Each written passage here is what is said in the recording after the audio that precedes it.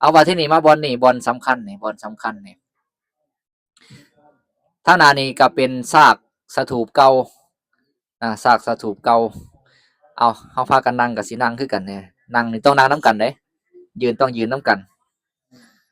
สถูปด้านหน้าของเฮานี่เหลือแต่ฐานเนาะชื่อว่าธรรมราชิกสถูปเป็นสถูปที่พระปัญจวัคคีย์ทั้งห้า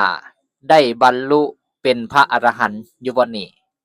บนนั้นนะมีแต่พระอัญญาโกณทัญญาได้บรรลุเป็นพระโสดาบันพ่อผ่านไปได้หามือ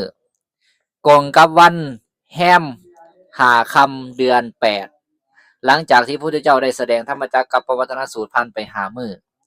เพิ่นก็มาแสดงอนัตตลักษณสูตรโยบอนนี้ให้พระปัญจวัคคีย์ทั้งหาได้ฟังพอได้ฟังจบปุ๊บก็เป็นเหตุเป็นปัจจัยให้พระปัญจวัคคีย์ทั้งหานี้ได้บรรลุธรรมเป็นพระอรหันต์อนัตตลักษณสูตรพระสูตรว่าด้วยเรื่องสิ่งทั้งหลายทั้งปวงบ่มีตัวบ่มีตนขันธ์ห้าบ่มีตัวบ่มีตนรูปเวทนาสัญญาสังขารวิญญาณบ่มีตัวบ่มีตนนะกาพระปัญจวัคคีย์ทั้งหาก็ได้พิจารณาเห็นตามความเป็นจริงเนาะว่า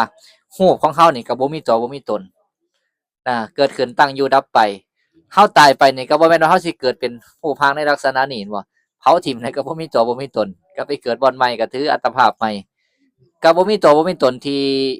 ยั่งยืนถาวรเวทนา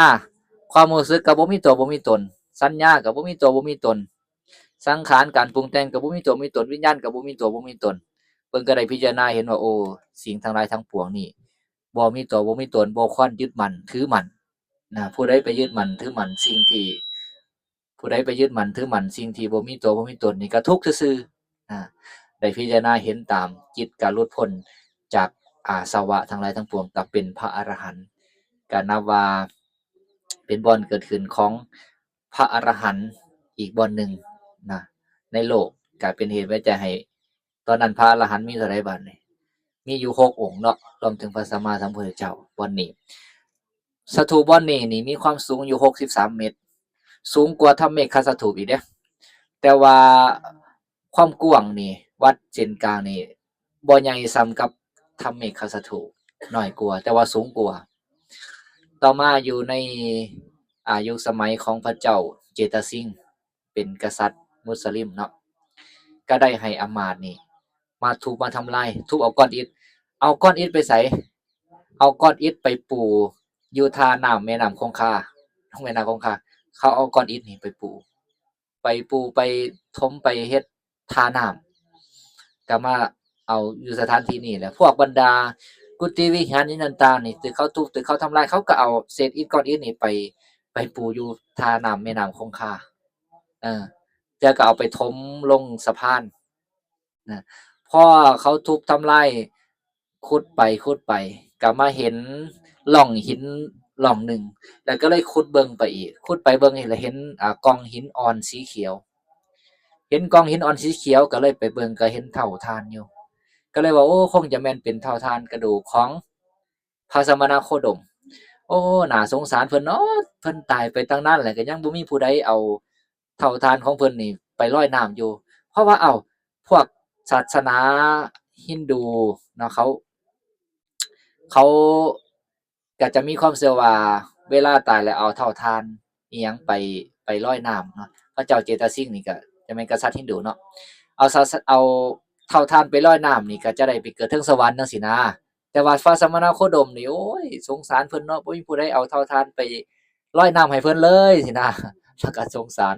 ก็ตามความเข้าใจของเขาก็เลยได้เอาเท่าฐานหรือว่าพระอังคารของพระสัมมาสัมพุทธเจ้าเนี่ยไปลอยอยู่ที่แม่น้ำคงคาดังนั้นเวลาเราไปล่อง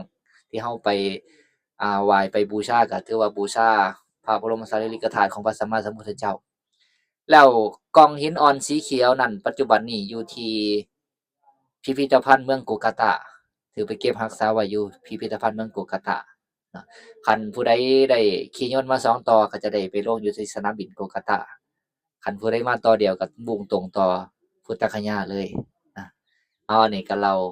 เรื่องราวความเป็นไปเป็นมาให้เราทั้งหลายได้รู้ได้ทราบว่าจุดนี้คือบ่อนที่พระ ปัญจวัคคีย์ทั้งห้าได้บรรลุธรรมเป็นพระอรหันต์เนาะมีชื่อว่าธรรมราชิกสถูปนะเอาสำหรับเรื่องเล่าต่างๆอยู่ที่ปายชีปตนามิกทายวันก็มีเพียงส่ำนี้เนาะส่วนนอกนั้นก็เป็นซากสถูปมีต่างๆที่ถูกทุบถูกทำลายนั่นแหละเป็นกุฏิวิหารของพระสงฆ์องค์เขาเจ้าออกจากนี้ไปเราจะได้ไปพิพิธภัณฑ์มิวเซียม